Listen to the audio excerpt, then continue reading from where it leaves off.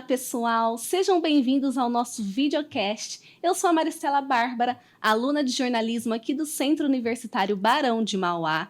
E para o bate-papo de hoje, nós estamos recebendo duas professoras, a Priscila Lima e Maria Clara Faleiros. O tema de hoje é vida universitária. Medos, angústias, problemas que acompanham a gente aí nesse dia a dia da vida acadêmica. E vou falar um pouquinho aqui das nossas convidadas. A Priscila, ela é biomédica, neurocientista e atualmente ministra de disciplinas da área da saúde e educação em diferentes cursos aqui da instituição. A Maria Clara é médica psiquiatra e coordena a disciplina desta especialidade médica no curso de medicina também da Barão. Sejam bem-vindas, meninas. Muito obrigada, fico muito feliz de estar aqui com vocês para falar desse tema tão importante. Bom, eu estou aí no 3º ano de jornalismo. Eu sou prova viva de que quando a gente entra na faculdade, a gente se depara com um novo mundo. São novidades, muitas novidades, novos amigos, novos desafios, novas perspectivas. E o ser humano ele já é ansioso por natureza. A professora Priscila, ela fez um vídeo no começo do ano dando dicas especiais para a gente ter uma melhor performance aí no dia a dia com os estudos na faculdade. Só que a gente tenta equilibrar tudo para poder aproveitar tudo ao máximo, só que nós somos ansiosos por natureza. E eu queria entender, nessa perspectiva acadêmica, Maria Clara, dentro desse contexto, como que você caracteriza a ansiedade? Boa tarde, Mari. Boa tarde, professora Priscila. Obrigada pelo convite. Também estou muito feliz de estar aqui. Mari, essa pergunta ela é super importante, né? Porque embora a ansiedade ela seja um fenômeno extremamente comum, vivenciado pela grande maioria de nós em algum momento da vida, nem sempre a gente tem clareza do que significa. Então, vamos lá. A ansiedade ela é um estado de antecipação apreensiva. Então, o que isso significa? Quando a gente está num estado ansioso, há um adiantamento, uma suposição do que irá acontecer no futuro. E isso se acompanha por um sentimento de medo, de expectativa, de apreensão. Então, por exemplo, vamos imaginar que na semana que vem você tenha uma prova, uma avaliação teórica difícil. É possível que nos dias que antecedem essa avaliação você fique imaginando todos os desfechos possíveis. Será que eu vou tirar uma nota alta? Será que eu vou tirar uma nota baixa? Quantas questões serão abertas? Quantas questões serão fechadas? E pode ser que você se sinta insegura e aflita com essa situação. E aí, para tentar até resolver a questão, você pode ter um pensamento assim, gente, mas não tem como a gente prever o futuro, então não adianta sofrer com isso. Só que na prática, a coisa não é tão simples assim. Né? Por quê? Porque embora a ansiedade, muitas vezes, ela seja reconhecida por quem a sente como uma preocupação excessiva e desnecessária, ela também é difícil de controlar. Tudo bem até aqui? Tudo bem. Bem, então eu posso arriscar o palpite de que todo mundo aqui já se sentiu ansioso em algum momento da vida. E isso quer dizer que todos temos um transtorno de ansiedade? De forma alguma. Né? Existem os estados ansiosos patológicos e os não patológicos. E como a gente faz para diferenciá-los?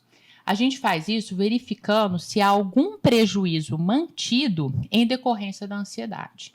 Então, por exemplo, caso essa ansiedade, essa preocupação com questões gerais do cotidiano comece a interferir nas atividades habituais do indivíduo, impedindo-o de trabalhar, de se relacionar, de dormir ou de se alimentar adequadamente, ou mesmo de se concentrar, pode ser que a gente esteja diante de um transtorno de ansiedade que requer tratamento.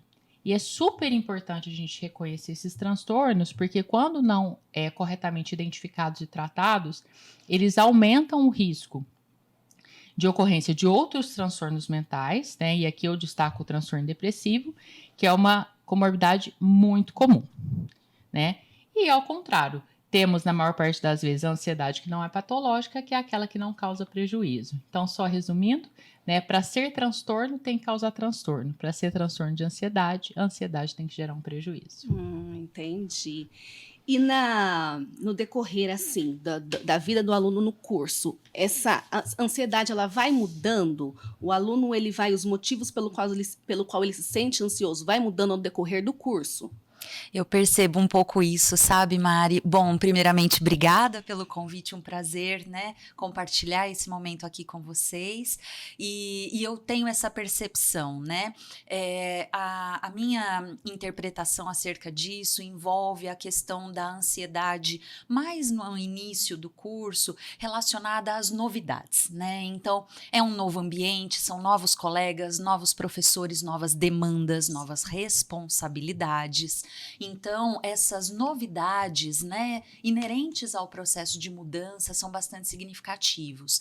É claro que elas podem acompanhar o curso como um todo, mas eu percebo que conforme os alunos vão chegando um pouquinho mais para o final do curso, parece que muda um pouquinho, né, o perfil ali da apreensão da ansiedade. Acaba se voltando mais para o que está por vir, o que me aguarda com o final do curso. Será que eu vou mesmo me inserir nessa carreira? Vou conseguir uma vaga no mercado de trabalho? Vai demorar, não vai demorar? Eu vou ser remunerado à altura daquilo que eu me preparei para fazer? Será que eu tô pronto, né? Vou conseguir um estágio. Vou conseguir um estágio? Passei tantos anos me dedicando a isso. Será que eu realmente vou conseguir assumir essa função? Então, eu tenho essa percepção que muda um pouquinho, mas fato é, como você falou, né? Parece que a ansiedade é algo que acompanha o aluno o tempo todo, né? Só muda um pouquinho de cara aí com o decorrer do curso. A gente se identifica, né? Eu me identifico. Então, é uma dificuldade de lidar com isso. Eu acompanhando alguns amigos e vendo de fora também, eu vejo que muitas pessoas recorrem ao uso de medicações. E aí é onde eu gostaria de entender. O uso das medicações, eles agem na ansiedade? De que forma que eles agem na ansiedade e na depressão? E se realmente são necessários? Ok, vamos lá. Então, o tratamento, né, uma vez identificado um transtorno depressivo ou um transtorno ansioso, o tratamento ele deve ser indicado e sempre individualizado. Então, para ambas as condições, nós temos os tratamentos farmacológicos e os tratamentos não farmacológicos, e eles são complementares, certo? O tratamento não farmacológico envolve a psicoterapia, então um segmento psicológico regular, a prática de atividades físicas, medidas de higiene do sono, né, que basicamente é ter boas noites de sono, e alimentação adequada. E aliado a isso, principalmente em quadros moderados e graves, pode ser indicado o tratamento medicamentoso. Basicamente, as medicações para tratamento tanto dos transtornos de ansiedade quanto dos transtornos depressivos, elas agem inibindo a recaptação de neurotransmissores importantes do cérebro, que são principalmente a serotonina e a noradrenalina. Então, medicações como sertralina, fluoxetina, venlafaxina, que são bastante conhecidas do público geral, elas podem ser utilizadas com essa finalidade. Mas vou enfatizar aqui novamente a importância de se passar por uma avaliação profissional especializada, né, para obtenção correta do diagnóstico, verificação da necessidade de uso de medicação e lembrar, medicação não faz milagres. Se não houver uma adequação dos hábitos de vida, provavelmente não haverá uma melhora satisfatória. Ah, perfeito. A gente pode linkar, então, aí, né, como que a gente pode lidar? Se precisar, o uso de medicações e novos costumes que são benéficos. Eu queria entender quais as outras consequências a gente pode destacar que pode ser associada ao estresse da vida acadêmica e que pode impactar negativamente no nosso desenvolvimento em sala. Eu vejo, Mari, em 3 perspectivas, né, essa questão dos desdobramentos desfavoráveis para a performance acadêmica como um todo, decorrentes do quadro ansioso e depressivo, né? Eu destacaria, por exemplo, as questões relacionadas ao sono, que a professora Maria Clara já bem mencionou. É muito comum, né, que haja transtornos relacionados ao sono, então as noites de sono ficam mais complicadas em diferentes diferentes proporções, né? Tem aqueles alunos, aqueles indivíduos que se queixam da dificuldade de pegar no sono, outros até pegam no sono, mas o sono fica todo picotado, ou dorme muito, ou dorme pouco. Cada pessoa vai acabar tendo aí um perfil um pouquinho diferente, né? E isso é um aspecto muito importante, porque um dos pilares que sustenta o aprendizado, né, pensando aí no contexto acadêmico, é justamente a atenção. E a atenção, ela é muito dependente de uma boa qualidade de sono, né? Então, se nós não temos uma boa qualidade de sono, se o nosso sono está muito fragmentado, interrompido, está difícil de alguma maneira, isso compromete a nossa atenção. E é interessante a gente observar que muitas pessoas não têm a percepção do quanto a própria atenção está prejudicada depois de uma noite ruim de sono. Não, tudo bem, eu passo a noite estudando, vou lá, faço a prova, vai dar tudo certo. Tomara que dê tudo certo, mas Sim. assim, às vezes a própria percepção da pessoa sobre o seu desempenho cognitivo diminuído, deficitário de alguma forma, fica prejudicada, né? Fala, não, tá tudo bem, eu durmo 3 horas e tá beleza. Não tá beleza, não. Alguma hora Você pode... acha que tá beleza, mas não tá beleza, né? Uma hora a conta chega, Sim. é o que eu sempre costumo falar, né? Então, essa questão do sono é bastante importante, e aí as medidas de higiene do sono, né, são extremamente relevantes. Então, deixar um pouquinho de lado os aparelhos eletrônicos, pelo menos meia hora antes de deitar, um bom ajuste da temperatura, da luminosidade do lugar onde vai se deitar, evitar refeições muito copiosas, né, volumosas antes de dormir, evitar também a ingestão de bebida alcoólica e medicações, às vezes até medicações que são relacionadas à indução do sono, elas afetam a arquitetura do sono, né? É muito curioso a gente observar, Mari, eu falo sempre isso para os meus alunos, o fato de você fechar os olhos às 11 horas da noite e abrir às 6 horas da manhã, não quer dizer que você teve uma boa noite de sono necessariamente. Né? Porque muitas coisas acontecem ao longo dessas horas. Respeitar essa questão do horário do sono, os adultos favoravelmente devem ter um sono que dure aí de 6 a 8 horas por noite, né? Isso é o ideal, é o desejável. E outras, né, questões também podem ajudar bastante. Eu sempre relaciono também, por exemplo, que uma boa noite de sono, ela começa na manhã que você acorda daquele dia. Uma das principais coisas que você pode fazer é se expor à luz do dia quando você acorda, né? Vi isso também. Isso é muito legal, porque quando você se expõe à luz do dia, que tem uma intensidade muito maior do que qualquer luz que a gente tem em ambiente fechado, isso é uma sinalização muito importante para uma areazinha que a gente tem no nosso cérebro, que é o nosso relógio biológico, né? Ela fica bem escondidinha ali no meio, no hipotálamo, núcleo supraquiasmático, que faz esse processo de regulação.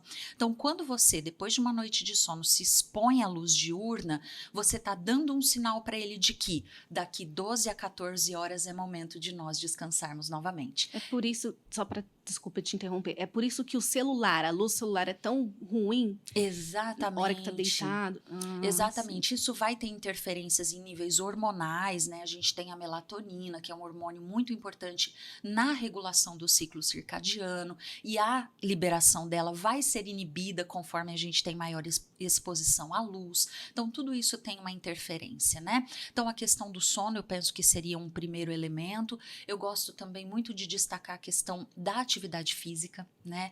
A atividade física é fundamental. Hoje nós já temos, por exemplo, Mari, fundamentações muito robustas na literatura de que a atividade física pode ser de força, pode ser aeróbica, não importa, o importa é você se mexer, né?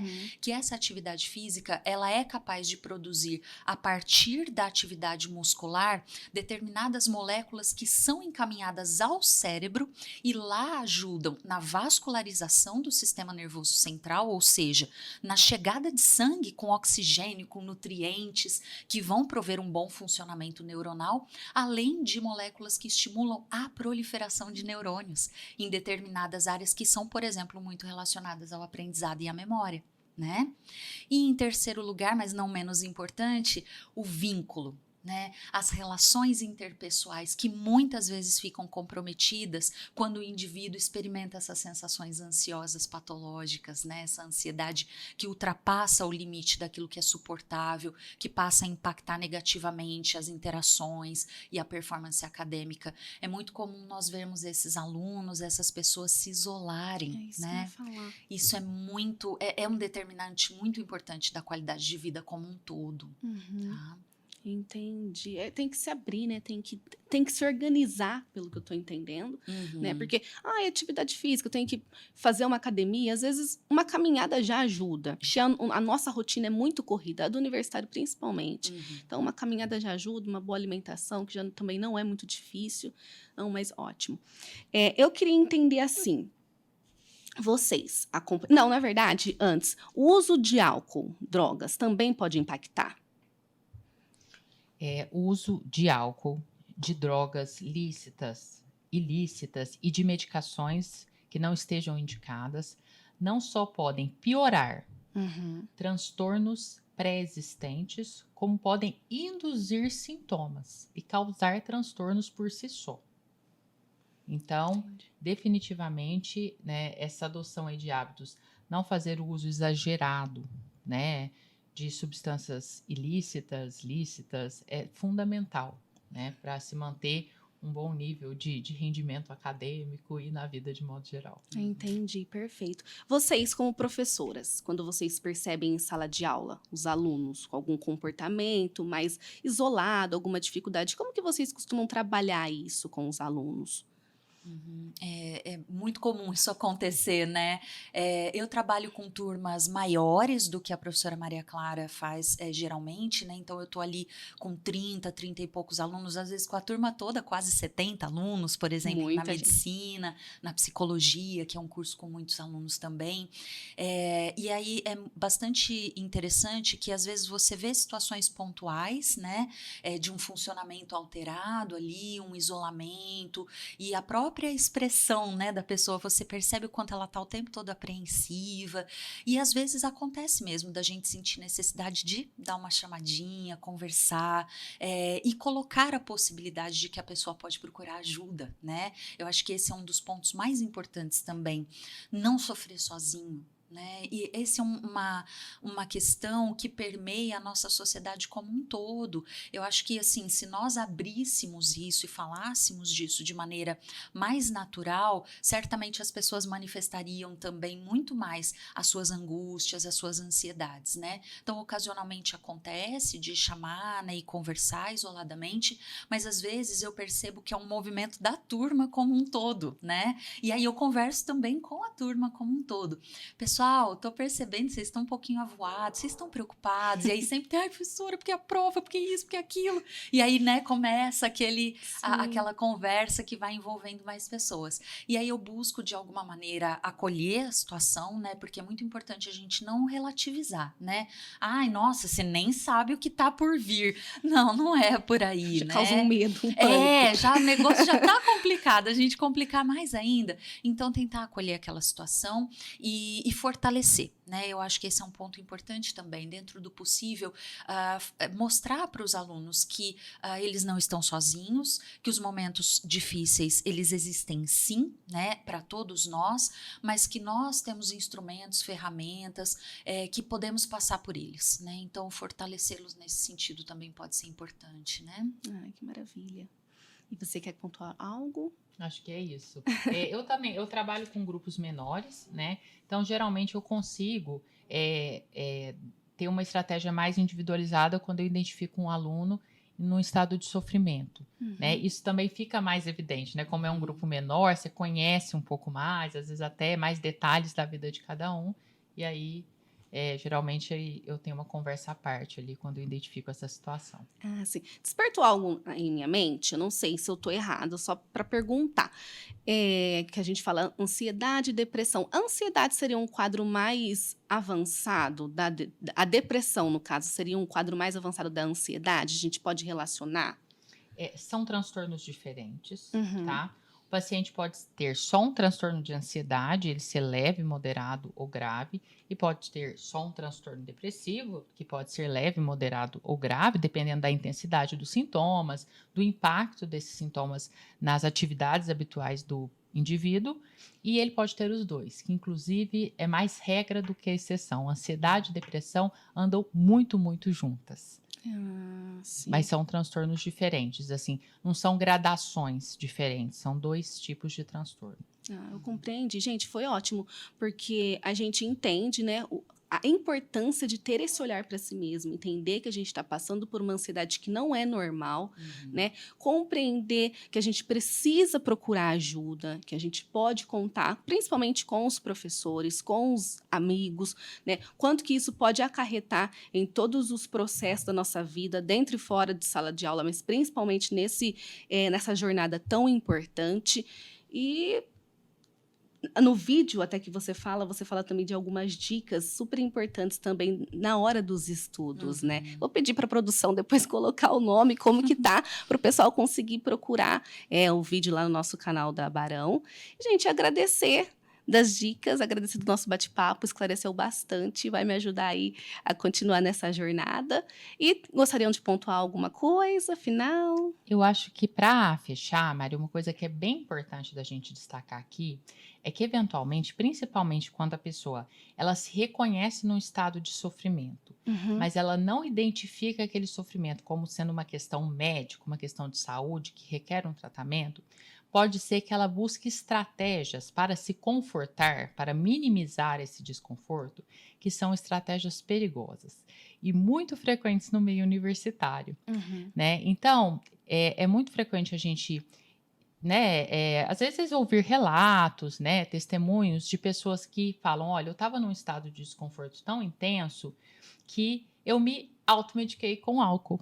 Né? Por exemplo, eu comecei a beber mais para melhorar a minha ansiedade, né? Comecei a fumar maconha para ajudar no meu sono ou para abrir o meu apetite, que estava prejudicado, ou comecei a usar medicações, ou mesmo drogas ilícitas como a cocaína, ou medicações como a Ritalina, o Venvance, sem prescrição médica, para me manter acordado na véspera da prova, achando que isso vai aumentar o desempenho acadêmico.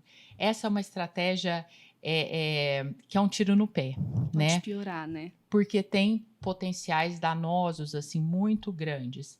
O mais temido deles, né, é a dependência química, sem sombra de dúvidas, né? Todas essas substâncias que eu citei, elas podem viciar e trazer aí diversos prejuízos para a vida da pessoa. Mas não é só isso, né? Já tem estudos sobre isso.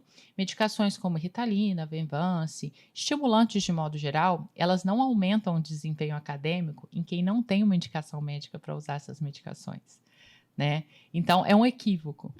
Então, acho que a mensagem final que é importante, né, deixar aqui é que essa estratégia, ela não é uma estratégia que vai ajudar de nenhuma forma, né? Então, é importante buscar ajuda dessas outras formas que a gente destacou, que tem menos efeitos colaterais e são mais eficazes. Isso. O que é ótimo, né? A gente entender. A gente não... eu vou dormir tarde, ou tô comendo mal, atividade física, a gente não entende o impacto que isso tem, né, no nosso dia a dia, nos estudos. Foi maravilhoso ter essa percepção. Gente, muito obrigada. Queria agradecer o convite da Barão também, desse bate-papo. E é isso. Até mais. Até.